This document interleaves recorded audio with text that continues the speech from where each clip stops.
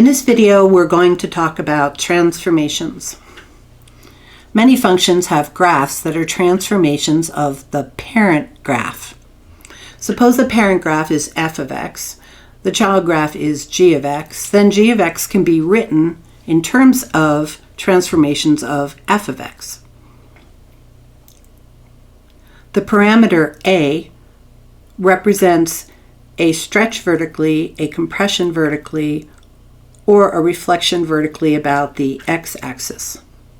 The parameter b is going to represent a compression horizontally, a stretch horizontally, or a reflection horizontally about the y-axis. The parameter c is going to represent a horizontal shift right or a horizontal shift left. The parameter d represents a vertical shift up or a vertical shift down. Next, we'll go through some examples. Okay, here's my first example. Determine the function given the following transformations. So let's start off with the generalized version of f of x. So we have two transformations. Here we have a reflection about the x-axis. So let's see, x-axis. So this is going to be a vertical transformation. And then we also have a shift down of 5, and that's also a vertical transformation. So vertical transformations affect outside of the function. So that means that we will have a minus there and a minus 5 here. So if our function was, if our parent function f of x was square root of x, that means that we would have negative the square root of x minus 5. And if our parent function was x cubed, then we would have negative x cubed minus 5 as our transform function. Okay, the next problem is reflecting about the y-axis and then also a compression horizontally by a factor of a half. So reflection about the y-axis, that's going to be a horizontal reflection, and then compression horizontally, that will obviously be a horizontal transformation. For horizontal transformations, they affect inside the function. So we'd have f, draw some space here, reflect about the y-axis, so we'll have a negative in front, and then a compression horizontally by a factor of a half. So because it's inside, the transformations act a little unexpected. It would be negative 2, which would be a reflection and compression. So if our function was the square root of x, we would have minus 2x and take the square root of that. If our function was x cubed, we would have minus 2x cubed. All right, let's look at our last example. So here we have a shift left 3. So let's see, right, left 3, and that's going to be horizontal, and then a shift up 2, which is vertical. So in this case, our horizontal transformations affect inside. Left 3 would be a plus 3, and then up 2 is outside the function plus 2. So this one would be square root of x plus 3 plus 2. And this one, x cubed, would be x plus 3 cubed plus 2.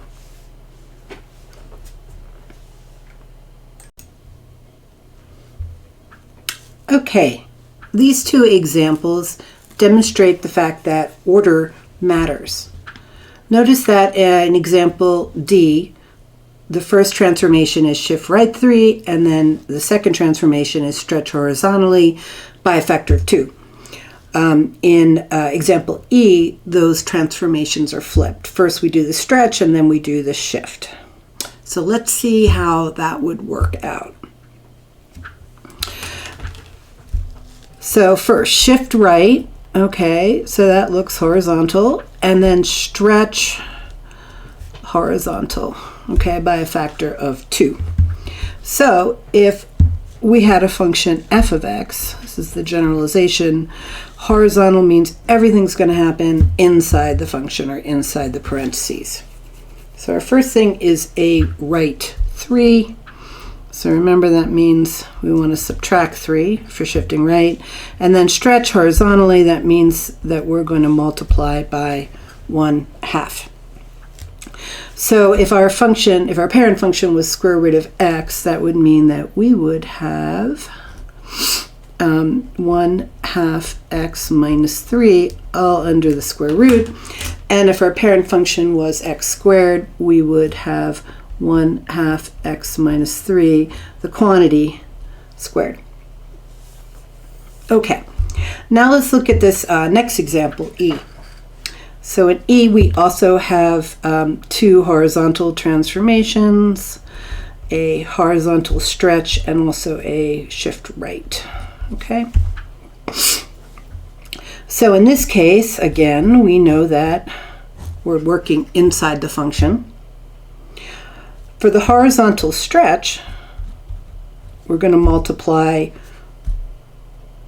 x by 1/2, and then the shift right occurs inside these parentheses. So for our first parent function, square root of x, looks like we would have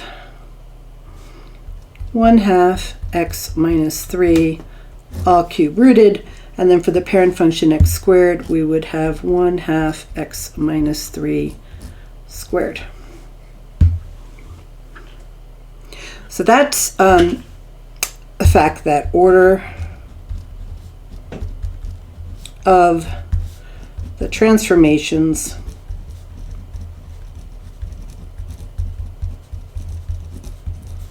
matters. Let's look at the 2 pictures for D and E.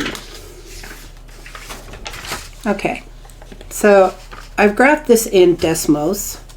Remember that and I use the parent function x squared. That's the black graph here. All right, so remember we had a shift right 3, and then we had a stretch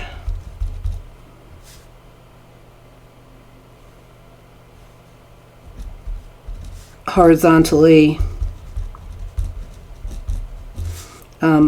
by a factor of 2. So we're going to demonstrate this transformation in terms of point mappings. Okay, point mappings.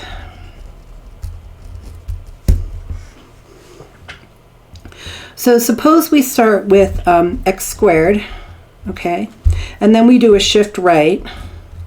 So a shift right would be x minus 3 squared. And then after that, we do a stretch horizontally. So the stretch horizontally would be 1/2 x minus 3, and that's all squared. And this basically these are the 3 graphs. So we could label them, let's see, we could label this black one 1, okay, and then the blue one we could label 2,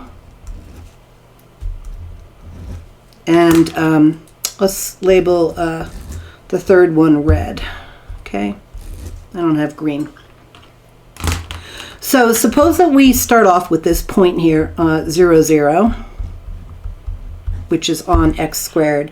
Where does that get mapped? Well, by shifting right 3, that means we're going to take the x value and add 3. So we will have 0 plus 3, or 3, and then the y coordinate stays the same. Then we're going to, and that would be the point 3, 0, which is on the blue graph. Okay, and then lastly, we're going to take 3, 0, and we're going to stretch it horizontally by 2. So that means that, again, we take the x coordinate and we're going to multiply by 2. So we would have 6, 0. and that's the green, but I don't have green, so I'm going to do red. So that's where this point 0, 0 goes to. You could do that with any point at all. Let's do one more example. Let's do 1, 1. Okay, so that's this point right here, 1, 1. We're going to add 3 to the x-coordinate, so now we have 1 plus 3, or 4. The y-coordinate stays the same. And then lastly, we're going to multiply this x-coordinate by 2, so we'll have 8, 1. And notice, if you're following along, that we have the blue point 4, 1, and then we also have this green point 8, 1. So we could label those if we want, 8, 1, and also 6, 0. And the blue we could label as 3, 0, and 4, 1. And then the black we could label as 0, 0. And then let's say the point 1, 1.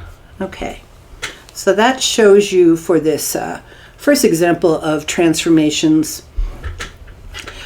Let's compare that with what happens when we reverse the order of the transformations. In other words, instead of going for the first transformation, the shift and then the stretch, we're going to do the stretch and then the shift.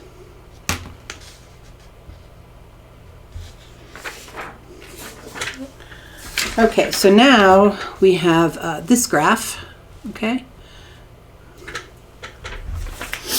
And in this graph, we have the two transformations. We have stretch horizontally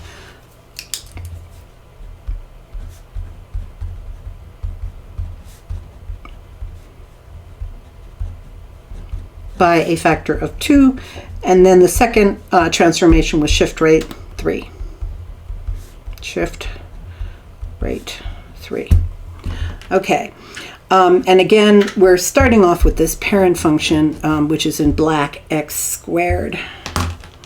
So we start off, keep my colors consistent, we start off with x squared, and then we move to 1/2 x squared, and then we move to the 1/2 times the quantity x minus 3. That would be the shift right, all squared, quantity squared. And then in terms of the graphs, let's see. The black one is 1, the blue one is 2, and the green one, which I don't have green, 3. So again, 3, 2, and 1. And we're going to do the same thing. We're going to take some points on graph 1 and then see how it maps to 3. So for x squared, let's take the point 0, 0 again, see what happens. So in this case, we're going to multiply the x coordinate of 0 by 2. Sorry, it's a stretch. So 0 times 2 is still 0. And then lastly, we're going to shift that right. So the x coordinate, you add 3, so we get 0 plus 3, or 3, 0. Okay, so if we look at how that would map out, we have a 0, 0, which maps to 0, 0, and then the green or red would be 3, 0. Okay, so that's the stretch and then the shift. Okay, now what happens, let's take another point, say 1, 1 again. So here's our point in black, 1, 1. That x coordinate gets multiplied by 2, so we have 1 times 2, or 2, 1. And then lastly, we're going to add 5. We're going to add 3 to 2, because we have a shift right. So we have 2 plus 3, or 5, 1. And here the points would go 1, 1 on the black, to the point 2, 1 on the blue, and then lastly 5, 1 on our third function. So if you compare this graph E with the graph D, you'll see that they are in fact different, and the order of transformations does matter. Okay, one more example. In problem 2, we're asked to identify the parent function and write the transformations in correct order. So this is different than what we've already done. Before we were given the transformations and asked to come up with the function. Now we're given the function and asked to write the sequence of transformations. So the first thing is to start with the parent function, right? So the parent function call it f of x, is going to be equal to x squared in this case. And then all the transformations, of which there's several vertical and several horizontal, will follow.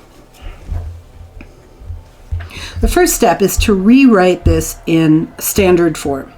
So remember at the beginning of this presentation, I gave you the transformations and I wrote the standard form, which was here. Gx equals a, f the quantity, b times the quantity c, x plus c, and then all plus d. So we're going to rewrite this in standard form and identify those parameters a, b, c, d.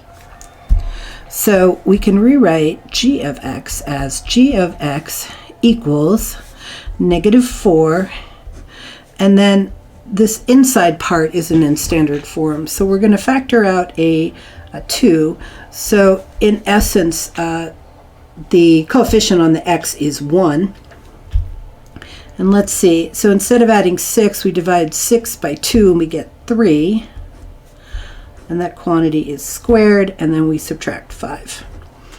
Okay, so that is in standard form.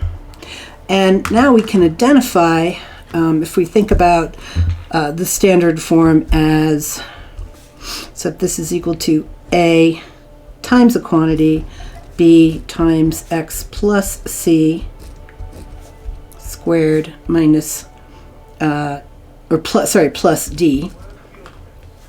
So we can think of, again, a equals -4, b is equal to 2, c is equal to 3, and then lastly d is equal to -5. Okay? Referring back to the original page, the order of transformations follows A, B, C, D. So we start with A, it's a -4, it's outside the function, so it's vertical. And we can either do the reflection first or the stretch. Let's do the reflection first. So the first transformation is a vertical reflection on, vertical, so it would be on the x-axis. That takes care of the negative in the -4. And then the next thing is to do a vertical, 4 would be a stretch, so a vertical stretch. And that's by a factor of 4.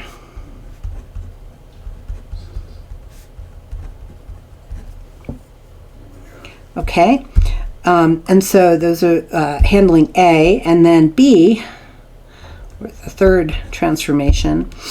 So B is 2, and B represents horizontal, either stretches or compressions or reflections. So if B is 2, that means that we have a compression. So we have a horizontal compression by a factor of, in this case, 1/2. So we'll divide the 2 by, or take 1 over B, so 1/2. Okay, now C is going to be 3, and C represents a horizontal shift. So the fourth one is a horizontal shift.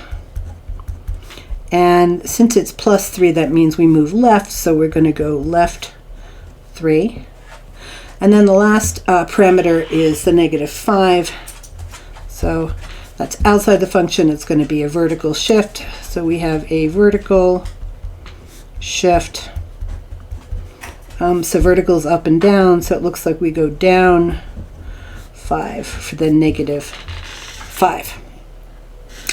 Okay. So there's an example that kind of puts things together. One thing to notice is that the order of transformations matters if it's within all of the horizontal transformations or the vertical transformations, but you could put all of the vertical first and then all of the horizontal, or you could do vertical, horizontal, vertical, horizontal, vertical. You just want to make sure that this is the first vertical, that's the second vertical, and that's the third vertical transformation. And likewise, the horizontals, this one and this one, have to stay in the same order. So that's the first horizontal transformation, and that's the second horizontal transformation. Okay, I hope you enjoyed this.